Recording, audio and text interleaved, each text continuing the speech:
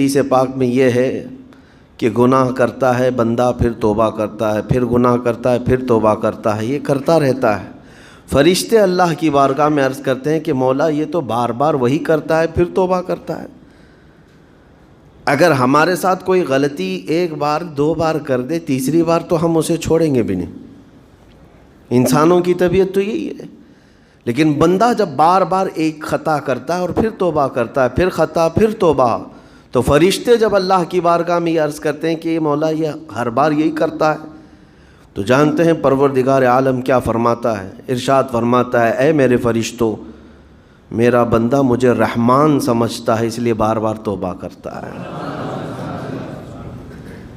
مجھے وہ ارحم الراحمین سمجھتا ہے، ورنہ کون بار بار اللہ تبارک و تعالیٰ کی بارگاہ میں دروازہ کھٹکھٹاتا؟ تو رب تبارک و تعالیٰ ارحم الراحمین ہے، یہ تصور ہر مسلمان کے ذہن میں ہے، اس کی وجہ سے وہ کبھی مایوس نہیں ہوتا۔ اور شیطان کا سب سے بڑا حربہ کیا ہے جانتے ہیں آپ؟ سب سے بڑا بہکانے کا اور گمراہ کرنے کا اور ہمیشہ گناہوں میں ملوث رکھنے کا سب سے بڑا آلہ، کہ بندے کو سب سے پہلے نا امید کرتا ہے، اب تیرا کیا ہوگا، تو تو بہت برباد ہو چکا ہے۔ یہ جو خیال شیطان ڈالتا ہے دل میں، اس کے بعد پھر وہ بندہ جری ہو جاتا ہے، اب میرے توبہ سے بھی کچھ ہونے والا نہیں ہے، جو جس طرح زندگی چل رہی چلنے دو، ارے 50 سال ہو گئے اب تک میں یہی کرتا رہا، اب کیا سدھروں۔ یہ جو خیالات ہے یہ شیطان ڈالتا ہے تاکہ اس کی کفر پر موت ہو جائے، تاکہ وہ ہمیشہ گناہوں کی موت مرے۔ نا امیدی جو ڈالتا ہے شیطان، اب میرے ساتھ کچھ ہونا نہیں ہے۔ نہیں میرے عزیزو، رحمت عالم صلی اللہ تعالیٰ علیہ وسلم کی بارگاہ میں کیسے کیسے لوگ آئے اور ارحم الراحمین نے ان کی توبہ قبول کی۔ آپ کو ایک بات میں بتاؤں، سیدنا عمر ابن خطاب رضی اللہ تعالیٰ عنہ کا دور ہے۔ مثنوی شریف میں مولانا روم فرماتے ہیں جنت البقیع، آپ نے سنا ہوگا قبرستان مدینے کا، مدینے کے قبرستان میں رات کے وقت ایک بوڑھا آدمی 80 سال کا جو بانسری بجاتا تھا اور اسی سے پیسہ کماتا تھا، اس کی بانسری میں بڑی اچھی لے تھی، بڑی سر اچھی تھی، لوگ سنتے تھے اور پیسے دیتے تھے، لیکن بڑھاپے میں جب سانس پھولنے لگ جاتی ہے، ہانپنے لگ جاتا ہے، سانس نہیں ٹھہرتی، تو بانسری کیسے بجتی؟ اس کی لے ٹوٹ جاتی، لہجے بدل جاتے۔ بوڑھا آدمی، اب اس کی بانسری سننے کو کوئی آتا نہیں تھا اور پیسے ملتے نہیں تھے، تھک ہار کر کے وہ آیا، رات کا وقت تھا، جنت البقیع قبرستان میں، 80 سال کی عمر کا ہو گیا ہے، اس نے بانسری توڑ دی، کہا زندگی بھر جس چیز سے میں کماتا تھا اب میری سانسوں نے جواب دے دیا، جسم پھولنے لگا ہے، سانس زیادہ آنے لگ گئی ہے، اب میرا کھانا پینا کیسا چلے گا؟ خیر ارحم الراحمین، ہوں تو تیرا ہی بندہ، میرے اہل و عیال نہیں، میرے رشتہ دار نہیں، مجھے اگر تو بھوکا مارنا ہے تو اسی قبرستان میں مار دے، یا اگر میری زندگی باقی ہے تو میرے رزق کا انتظام کر دے۔ وہ رو رہا تھا 80 سال کی عمر میں۔ جب بندہ لاچار و مجبور ہوتا ہے تو پروردگار کو ہی یاد کرتا ہے۔ جانتے ہیں عمر ابن خطاب رضی اللہ تعالیٰ عنہ امیر المومنین مسجد نبوی میں تھے اور ان کی آنکھ لگی تھی، خواب میں رسول پاک صلی اللہ تعالیٰ علیہ وسلم تشریف لائے، کہا عمر اللہ کا حکم ہے جنت البقیع میں جاؤ، ایک بھوکا آدمی کھڑا ہے، اپنے گھر سے کھانا لے جاؤ اور اس کی ضرورت کا انتظام کرو۔ نیند کھلی تو آپ نے دیکھا اللہ کے حبیب صلی اللہ علیہ وسلم کی طرف سے حکم آیا اور رب ذوالجلال کا حکم ہے، گھر سے عمدہ کھانا لیا تو شادان لے کر کے کچھ مال و متاع بھی لے کر قبرستان میں گئے، ڈھونڈا کون ہے یہاں پر، تو دیکھا کہ ایک ہانپتا کانپتا ہوا 80 سال کا بوڑھا روتا ہوا نظر آیا۔ امیر المومنین اپنے ہاتھ میں توشادان لے کر اس کے قریب گئے، کہا تو بھوکا ہے؟ کہا ہاں بھوکا ہوں، بیٹھ چل میں تجھے کھلاتا ہوں۔ دسترخوان بچھا کر اسے اپنے ہاتھوں سے کھلایا اور اسے اپنی ضرورت کے مطابق جو ضروریات تھیں اس کی ضرورت کے مطابق وہ ساری چیزیں دی۔ وہ بوڑھا پوچھتا ہے آپ کون ہیں؟ حضرت عمر فاروق نے کہا میں عمر ابن خطاب ہوں۔ وہ ڈر گیا. حضرت عمر سے کون نہیں ڈرتا تھا کہ کہیں یہ کھلا پلا کر کے مجھے کوڑے نہ ماریں کہ زندگی بھر بانسری بجانے والا آج پکڑا گیا ہے, ہاں آج مجھے یہ سزا نہ دے دے. وہ کانپنے لگا. کہا کہ آپ یہاں کیسے؟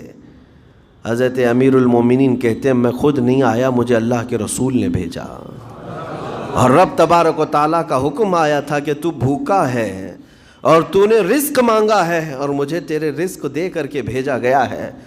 وہ چیخ مار کر کے گر پڑا زمین پر اور رونے لگا, اپنے ہاتھ پھیلا کر کہا سچ فرمایا مولا تو ارحم الراحمین ہے. 80 سال تجھ سے دور بھاگتا رہا, ایک بار کیا تجھے میں نے پکارا, تو نے وقت کے امیر المومنین کو کھانا دے کر بھیج دیا. اللہ رب العزت کی بارگاہ میں نا امیدی اور مایوسی جو شیطان لاتا ہے, اس سے بندے بھٹک جاتے ہیں, بہک جاتے ہیں, انہیں توبہ کی توفیق بھی نہیں ملتی. اسی لیے میرا مولا فرماتا انا عند ظن عبدی بی, رب تعالیٰ فرماتا میرا بندہ میرے بارے میں جیسا گمان کرتا ہے میں اس کے ساتھ ویسا سلوک کرتا ہوں. تم کیا گمان کرتے ہو؟ وہ سخت پکڑ کرے گا, ابھی مار ڈالے گا. وہ غفار ہے, قہار ہے, جبار ہے, لیکن ساتھ میں وہ ستار بھی ہے, وہ رحمان بھی ہے, رحیم بھی ہے. اگر رب تبارک و تعالیٰ ہر چیز پر پکڑ کرتا تو ہمارا تو جینا ہی نہیں تھا یہاں پر, اتنے گناہ ہو چکے. اور وہ رب تعالیٰ فرماتا وسعت رحمتی کل شیء, میری رحمت نے ہر چیز کو گھیر رکھا ہے. اللہ رب العزت بندوں کو معاف کرنے کا اظہار زیادہ فرماتا ہے. اور جانتے ہیں آپ, گناہ جب عام ہوتے ہیں, میں آپ کو اپنے گھر کی بات بتا دوں, میرے گھر میں آپ 4 دن کے مہمان بن کر کے آئے ہیں. کبھی میری کھڑکی توڑ رہے ہیں, کبھی دروازہ توڑ رہے ہیں, کبھی ہمارے گھر کے برتن پٹک رہے ہیں, کبھی فرشی اکھاڑ رہے ہیں. کب تک برداشت کروں گا؟ آپ کو نکال کر باہر کر دیں گے, یہ مہمان نہیں, یہ بلا ہو گئی, یہ گھر سارا اجاڑ رہا ہے. ایک چیز پر چھوڑ دیا جائے, 2 چیز پر چھوڑ دیا جائے, یہ انسانوں کی فطرت ہے, انسانوں کی فطرت. لیکن رب کائنات اپنی کائنات میں ہم بندوں کو اتارا ہے, ہم نے کیا نہیں بگاڑا اس, اپنے گناہوں سے اس کی زمین کو لال کر دیا. ہاں اس کی نافرمانی سے ہم نے اس کائنات کے رنگ کو بدل دیا. کھلے عام گناہ, ننگا پن, بے حیائی, عیاشی, سب کچھ ہوتا رہا. اس کی کائنات ہے, اس کی زمین ہے, اس کی سلطنت ہے. اور ان گناہوں کی وجہ سے جانتے ہیں آپ, سمندر اللہ کی بارگاہ میں عرض کرتا ہے کہ مولا تو مجھے اجازت دے دے, میں ایسی طغیانی لاؤں گا کہ یہ سب ہلاک ہو جائیں گے. ہوائیں اللہ سے اجازت مانگتی ہیں, تو مجھے شدت دے دے, میں اتنا تیز اڑاؤں گی کہ ان کے پرخچے اڑ جائیں. لیکن جانتے ہو اللہ کی طرف سے جواب کیا آتا ہے؟ سمندر کو بھی رب تعالیٰ فرماتا ہے, ہواؤں کو بھی کہتا ہے رب تعالیٰ رک جاؤ, میں میرے بندوں کے انتظار میں ہوں, میرے بندوں کی توبہ کے انتظار میں ہوں کہ میرے بندے میرے پاس لوٹ آئیں گے. اسی لیے اللہ کے حبیب صلی اللہ تعالیٰ علیہ وسلم ارشاد فرماتے ہیں, اللہ تعالیٰ کو سب سے زیادہ خوشی کس بات کی ہوتی ہے جانتے ہیں؟ رب تعالیٰ اپنے بندوں سے کب خوش ہوتا ہے؟ مثال دے کر کے میرے آقا نے فرمایا, مثال دے کر سمجھایا. صحرا میں, ڈیزرٹ میں ریتیلے میدان ہوتے ہیں, اس کا سفر بڑا ڈینجر ہوتا ہے. آج بھی ڈیزرٹ ہیں بہت سارے, سہارا ڈیزرٹ کا نام سنا ہوگا آپ نے.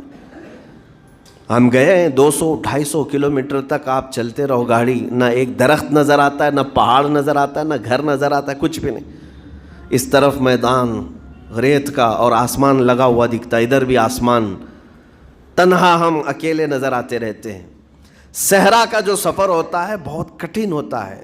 نبی پاک صلی اللہ تعالیٰ علیہ وسلم مثال دیتے ہوئے ارشاد فرماتے, ایک بندہ اپنی اونٹنی لے کر, اس پہ ساز و سامان لے کر کھانے پینے کا صحرا کے سفر پر تھا, اور صحرا میں کھانا پانی بہت مقدار میں لی جاتی ہے کیونکہ کچھ ملتا نہیں, اور جلد سے جلد وہاں سے سفر گزار کر کے آنا. ایک بار اگر راستہ بھٹک گیا موت ہو جاتی, وہاں پہ راستہ ملے گا نہیں. جس طرف بھی جاؤ تو لگے گا سیدھا ہی چل رہا ہوں, ڈائریکشن ہی نہیں پتہ ہوتے صحرا میں. حضور پاک صلی اللہ علیہ وسلم فرماتے ہیں, ایک بندہ صحرا کے سفر میں اپنی اونٹنی کے ساتھ ساز و سامان لے کر سفر پر تھا. بیچ راستے میں اسے نیند آئی, سویا, سو کر کے اٹھا تو دیکھا اس کی اونٹنی ساز و سامان کے ساتھ غائب ہے، صحرا میں، بیچ صحرا میں۔ اب جو سواری تھی وہ غائب ہے، کھانا پانی تھا وہ غائب ہے، کچھ نہیں ہے ساتھ میں۔ گھبرا گیا، پریشان ہوا، اپنی اونٹنی کو ڈھونڈتا ڈھونڈتا تھک گیا، کبھی ادھر کبھی ادھر، کبھی ادھر کبھی ادھر، ہر جگہ کہیں کوئی نشان نظر نہ آئے۔ اور جب سواری نہیں ہے تو اب کئی 100 کلومیٹر کا بغیر کھانے پینے کے کیسے سفر کرتا؟ تھک ہار کر کے دوسرا دن ہو کہ تیسرا دن ہو، ایک جگہ وہ بندہ سو گیا، پھر سے سو گیا، اب راستہ بھی نہیں ملتا۔ سویا تو نیند سے اٹھا جب تو دیکھا اس کی اونٹنی بھی موجود ہے، اس کا ساز و سامان بھی ہے۔ یہ مثال ہے، یہ مثال ہے۔ میرے آقا صلی اللہ علیہ وسلم صحابہ سے اب پوچھتے ہیں، اے میرے صحابہ بتاؤ اس بندے کو جو صحرا میں گمشدہ اونٹنی جس کی مل جائے اسے خوشی کتنی ہوگی؟ صحابہ کہتے ہیں یا رسول اللہ اس کی تو جان میں جان آ گئی ہوگی، کیونکہ وہ جانتے تھے صحرا کا سفر کیا ہوتا ہے۔ کہا سب سے زیادہ اسے خوشی ہوگی کہ اس کا کھویا ہوا سامان مل گیا، کھوئی ہوئی سواری مل گئی۔ میرے آقا صلی اللہ علیہ وسلم فرماتے ہیں گم شدہ اونٹنی کے ملنے پر جیسے اس مسافر کو خوشی ہوئی، اس سے کئی زیادہ بڑھ کر کے رب تعالیٰ کو اس وقت خوشی ہوتی ہے جب ایک گنہگار بندہ واپس توبہ کر کے اس کی بارگاہ میں آتا ہے۔ رب تعالیٰ کی بارگاہ میں جب بندہ پلٹ کر کے آتا ہے، رب تعالیٰ فرشتوں پر اس بندے کو دکھا کر رشک کرتا ہے، ارشاد فرماتا ہے میرا بندہ میرے پاس آ گیا، میرا بندہ میرے پاس آ گیا ہے۔ میں نے قرآن پاک کی وہی آیت تلاوت کی ہے جس میں اللہ تعالیٰ فرماتا ہے وَالَّذِينَ إِذَا فَعَلُوا فَاحِشَةً أَوْ ظَلَمُوا أَنفُسَهُمْ ذَكَرُوا اللَّهَ فَاسْتَغْفَرُوا لِذُنُوبِهِمْ۔ یہ چوتھے پارے کی آیت ہے۔ اللہ تعالیٰ فرماتا ہے وہ لوگ جنہوں نے برائی کر لی یا اپنی جان پر ظلم کیا یعنی گناہ کیا، پھر اللہ کو یاد کر لیا اور توبہ کر لیا، اللہ فرماتا ہے وَمَن يَغْفِرُ الذُّنُوبَ إِلَّا اللَّهُ، تو بتاؤ لوگوں اللہ کے علاوہ کون ہے بخشنے والا؟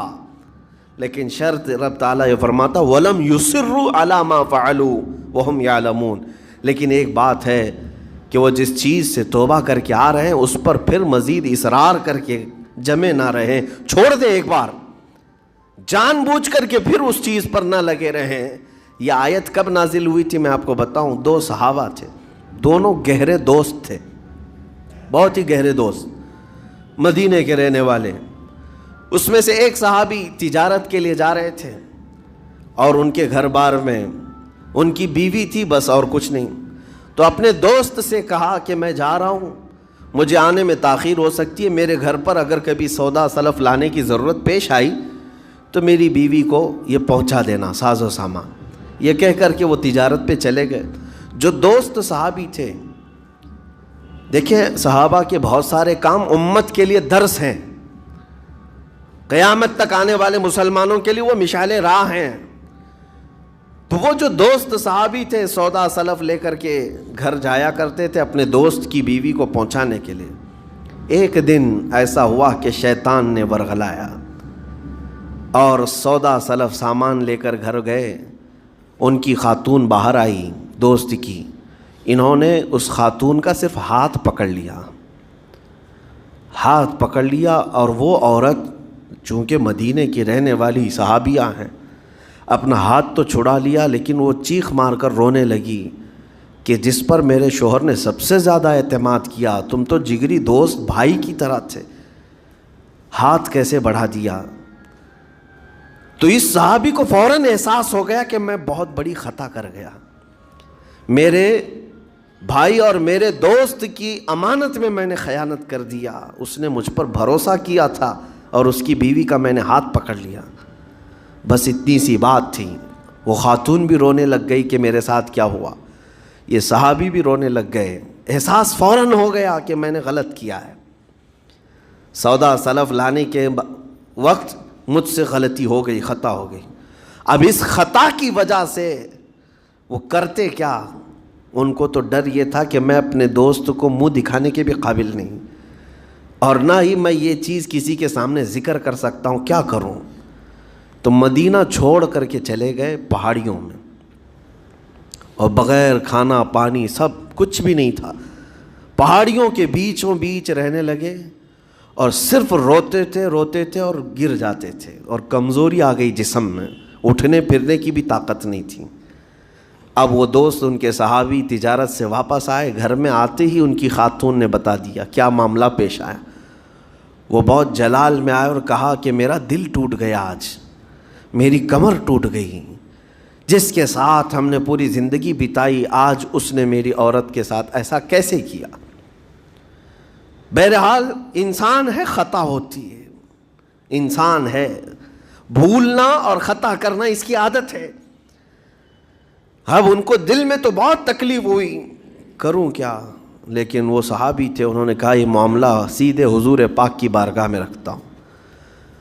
کہا کہ میں سزا دوں گا یا پھر جو ہے ان کے لیے جو قرار واقعی چیز ہوگی وہ دلا کر رہوں گا۔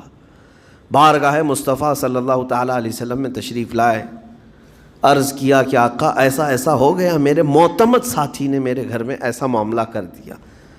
نبی پاک صلی اللہ تعالیٰ علیہ وسلم غمگین ہو گئے کہ ان دونوں کے درمیان ایسا کیسے ہو گیا۔ پھر تھوڑی دیر کے بعد رحمت عالم صلی اللہ علیہ وسلم جو غیب داں نبی ہیں، ہر چیز کو جانتے بلکہ اپنے امتیوں کے احوال سے باخبر رسول ہیں، نبی پاک صلی اللہ تعالیٰ علیہ وسلم اپنے اس غریب صحابی کے حالات معلوم کیے۔ پتہ چلا کہ وہ تو گھر بھی چھوڑ دیا، مدینے بھی چھوڑ دیا، پہاڑیوں میں جا کر کے پناہ لے کر کے اکیلا تنہا رہ رہا ہے۔ اللہ کے نبی صلی اللہ تعالیٰ علیہ وسلم اپنے اس غریب امتی صحابی کے حالات معلوم کرنے کے بعد اللہ کریم کی بارگاہ میں عرض کرتے ہیں کہ مولا تو فیصلہ سنا دے۔ اللہ تعالیٰ نے آیت نازل فرمائی، جو آیت میں نے آج آپ کے سامنے تلاوت کیا۔ اللہ تعالیٰ فرماتا والذین اذا فعلوا فاحشۃ او ظلموا انفسهم، جن لوگوں نے گناہ کر لیا یا اپنی جان پر ظلم کیا ہے، پھر ذکر اللہ فاستغفروا لذنوبہم، اللہ کو پھر جلدی یاد کر لیا اور توبہ کر لیا، رب تعالیٰ فرماتا ومن یغفر الذنوب الا اللہ، محبوب بتاؤ اللہ کے سوا کون ہے گناہوں کی بخشش کرنے والا۔ اللہ تعالیٰ ان کے گناہوں کو معاف کر دیتا ہے جو فوراً اپنے گناہ کے بعد یاد کر لیتے ہیں کہ مجھ سے خطا ہوئی ہے۔ رسول کریم صلی اللہ تعالیٰ علیہ وسلم نے اس صحابی کو بتایا تیرے بھائی سے بھول ہوئی، خطا ہوئی، لیکن رحمان نے اس کی بخشش کا مصداق قرآن میں سنا دیا کہ وہ باز آ گیا اور توبہ کر رہا ہے، لہٰذا تیرے لیے بھی یہ زیب نہیں دیتا کہ تو اب کوئی انتقام لے، تو اپنے دل سے معاف کر۔ یہ صحابی تھے، اللہ کے نبی صلی اللہ علیہ وسلم کے پروردہ تھے، نفسانیت اور خواہشات کے نہیں۔ یہ فوراً گئے اور اپنے اس جگری دوست کو، اپنے اس بھائی کو ڈھونڈتے ہوئے پہاڑیوں کے بیچوں بیچ جا کر کے دیکھا، ان کی حالت بہت خستہ تھی، کمزور ہو گئے تھے اور روتے روتے اتنا تھک گئے تھے، نہ کھانا ہے نہ پانی ہے، بس یہ کہ ان سے خطا کیا ہوئی تھی، اپنے دوست کی عورت کا ہاتھ پکڑ لیا تھا، بس میرے عزیزو اس سے بڑا نہیں۔ ہاتھ پکڑنے پر ان کو اس قدر احساس تھا کہ مدینہ چھوڑ دیے، لوگ یہاں پورے کے پورے گناہ میں ڈوب جاتے ہیں، زنا میں ڈوبتے ہیں، انہیں احساس تک نہیں۔ یہ صحابی گئے اور جیسے ہی یہ گئے تو وہ ہوش میں آئے اور رونے لگے کہ میرا بھائی آ گیا اور اب شاید یہ انتقام لے گا، بدلہ لے گا، مجھے مار ڈالے گا، کیونکہ میں نے اس کا اعتماد توڑا، اس کا بھروسہ ختم کیا۔ لیکن یہ صحابی گئے اور ان کا ہاتھ پکڑا اور اپنے سینے سے لگایا، کہا کہ تو بھی ابن آدم ہے، میں بھی ابن آدم ہوں، انسان ہے، خطا ہو گئی، لیکن بشارت ہے تجھے کہ اللہ نے قرآن میں محبوب کی بارگاہ میں آیت اتاری، تیری بخشش کا پروانہ اتار دیا۔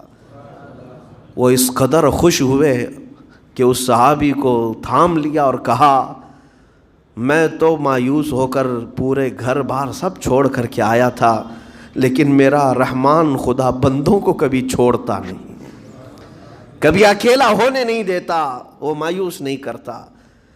میرے عزیزو آج ہمارے پاس وقت ہے، جب ٹھوکر کھائیں تو فوراً احساس ہو جائے، جب غلطی ہو جائے، غلطیاں کس سے نہیں ہوتی، گناہ سب سے ہوتے ہیں، اور اسی لیے میرے آقا صلی اللہ علیہ وسلم ارشاد فرماتے ان بنی آدم خطاؤون وخیر الخطائین التوابون۔ آدم کی ساری اولاد خطا کرتی ہے، یعنی آدمی سب خطا کرتے ہیں، لیکن بہترین خطا کرنے والا وہ ہے جو خطا کرتے ہی توبہ کر لیتا ہے، توبہ کر لیتا ہے۔ کوئی رات تمہاری ایسی نہ ہو کہ بغیر توبہ کے سو جاؤ، کوئی صبح ایسی نہ ہو آپ کی جو اللہ تعالیٰ کی بارگاہ میں استغفار کر کے نہ شروع کرو۔ ہر دن توبہ کرو، ہر دن اللہ کریم کی بارگاہ میں استغفار کرو۔ اور قرآن کی ایک آیت میں آپ کو یہ بھی بتا دوں، 9ویں پارے سورہ انفال کی آیت ہے، اللہ تعالیٰ فرماتا ہے وَمَا كَانَ اللَّهُ لِيُعَذِّبَهُمْ وَأَنْتَ فِيهِمْ وَمَا كَانَ اللَّهُ مُعَذِّبَهُمْ وَهُمْ يَسْتَغْفِرُونَ۔ اللہ فرماتا ہے اس امت پر اللہ عذاب ویسا نازل نہیں کرے گا جیسے پہلی امتوں پر آتا تھا۔ اس کی وجہ یہ ہے، پہلی وجہ یہ ہے کہ ان کے بیچ میں میرا محبوب آرام کر رہا ہے، رسول پاک صلی اللہ علیہ وسلم۔ دوسری ایک وجہ رب تعالیٰ فرماتا ہے وَمَا كَانَ اللَّهُ مُعَذِّبَهُمْ وَهُمْ يَسْتَغْفِرُونَ، جب تک لوگ اللہ کی بارگاہ میں استغفار کرتے رہیں گے، استغفر اللہ ربی من کل ذنب واتوب الیہ، جب تک استغفار کرتے رہیں گے، اللہ فرماتا ہے اس قوم پر اللہ عذاب نہیں نازل کرتا۔ جب بندے چھوڑ دیتے ہیں، ارے جو کیا سب صحیح کر رہا ہوں، میرا کیا ہے، توبہ کرنا بھول گیا، استغفار کرنا بھول گیا، ان بندوں پر اللہ کا عذاب آتا ہے، اس قوم پر عذاب آتا ہے۔ اسی لیے میں کہتا ہوں میرے عزیزو، خطائیں سب سے ہیں، ہمارے دامن کے اندر کیا کیا ہے وہ ہمیں معلوم ہے، ہمارے پروردگار کو۔ بہت سارے راز ایسے ہیں جو اس نے چھپا رکھا ہے، بندوں کے اوپر پردہ ڈال رکھا ہے، اتنی باتیں کہ اگر وہ پردہ اٹھا دے تو لوگ رشتہ داروں کے سامنے بیٹھنے کے بھی قابل نہیں رہیں، ماں باپ دیکھ کر گھبرا جائیں گے اور اپنے گھر سے دور کر دیں، یا اگر باپ کی غلطیاں بیٹے کو پتہ چل جائے تو زندگی بھر اس کو باپ نہیں تسلیم کرے گا، وہ باپ نہیں مانے گا کہ اس کی اتنی بڑی بڑی خطائیں، لیکن وہ رحمان ہے، باپ کی عیب بیٹے سے چھپا رکھا ہے، بیٹے کے عیب ماں سے چھپا کر رکھا ہے، وہ پروردگار عالم نے پردہ رکھا ہے ہر ایک پر۔ لیکن اس کے باوجود بندوں کو یہ چاہیے کہ اس کی بارگاہ میں اکڑ دکھانے کی بجائے، غرور و گھمنڈ دکھانے کی بجائے، عاجزی کے ساتھ اسے رحمان تسلیم کر کے عرض کرتے رہے مولا میں خطا کار ہوں اور تو ستار و غفار ہے، بخش دے مولا تیرا نام غفار ہے، بخش دے مولا تیرا نام غفار ہے۔ اسی لیے میں عرض کرتا ہوں میرے عزیزو، رب تبارک و تعالی ارحم الراحمین ہے، لیکن کچھ بندوں کو آج ایسا لگتا ہے کہ اب ہم جس زندگی میں جیسے چل رہے ہیں اب تک ہمارے ساتھ کچھ ہوا نہیں، اس کا مطلب ہے کہ ہم صحیح کر رہے ہیں، جو کر رہے ہیں ہم صحیح کر رہے ہیں۔ اس نے ڈھیل دے رکھی ہے، اس کا مطلب یہ نہیں کہ جو کر رہے ہیں صحیح کر رہے ہیں۔ کسی دن وہ گرفت کرنے پر آئے اور سب کے سامنے عیوب تمہارے برائیاں وہ آشکار کر دے، کھول دے، تو یہ سب سے عذاب عذاب ہے، دنیا میں بھی سب سے بڑا عذاب ہے۔ بہرحال آج وقت ہے، اللہ تعالیٰ نے عقل سلیم عطا کیا ہے، اور میں آپ کو بتاؤں کہ اللہ تبارک و تعالیٰ ان بندوں کو پسند کرتا ہے جو اس کی بارگاہ میں گڑ گڑاتے ہیں۔ آپ نے دنیا میں دیکھا ہے کسی کے پاس آپ مانگنے کے لیے جائیں، 1000 روپے مانگ کے دکھائیں، آج وہ دے دے گا، کل پھر 1000 روپے مانگے اس سے، ہو سکتا ہے دے دے گا، پرسوں پھر مانگو، دیکھو پھر اس کا چہرہ بگڑتا ہے کہ نہیں۔ اچھے لوگوں کی بات میں کر رہا ہوں، مانگنے سے لوگ ناراض ہوتے ہیں، اور اگر تم مانگنے کی عادت ڈال لی تو دیکھنا وہ آدمی راستہ کاٹنے لگ جائے گا، ارے یہ آ رہا ہے ہٹ جاؤ ادھر سے، ابھی آئے گا 1000 روپے مانگے گا۔ مانگنے والوں سے تو ہم راستہ کاٹ لیتے ہیں، لیکن آپ کو پتہ ہے رحمت عالم صلی اللہ علیہ وسلم ارشاد فرماتے ہیں میرا مولا رب تعالیٰ کی شان یہ ہے کہ بندہ اگر مسجد میں آیا اور کچھ مانگے بغیر ہی چلا گیا تب رب تعالیٰ ناراض ہوتا ہے۔ دنیا مانگنے پہ ناراض ہوتی ہے اور وہ نہ مانگنے پہ ناراض ہوتا ہے، اور ارشاد فرماتا ہے یہ بندہ آج مجھ سے کچھ نہیں مانگا، دیکھو فرشتوں اس کو میری حاجت نہیں رہ گئی، اس کو میری حاجت نہیں رہ گئی، یہ بغیر مانگے چلا گیا۔ اسی لیے توبہ بھی کرتے رہو، استغفار بھی کرتے رہو اور مانگتے بھی رہو۔ تاکہ اس کے بندے بن کر کے رہیں اور دنیا میں غرور و تکبر سے آزاد رہیں۔ اللہ کریم کہنے سننے سے زیادہ ہمیں عمل کی توفیق عطا فرمائے۔ موت سے پہلے مولا تعالی ہمیں توبتاً نصوحا عطا فرمائے۔ رب کریم اگر تو ہم سے غضبناک ہے، اگر تو ہم سے ناراض ہے تو مولا اس زندگی میں ہی ہمیں توبہ کی توفیق دے دے۔ مولا بغیر توبہ کے، بغیر کلمہ طیبہ کے ہماری کسی کی روح قبض نہ فرما۔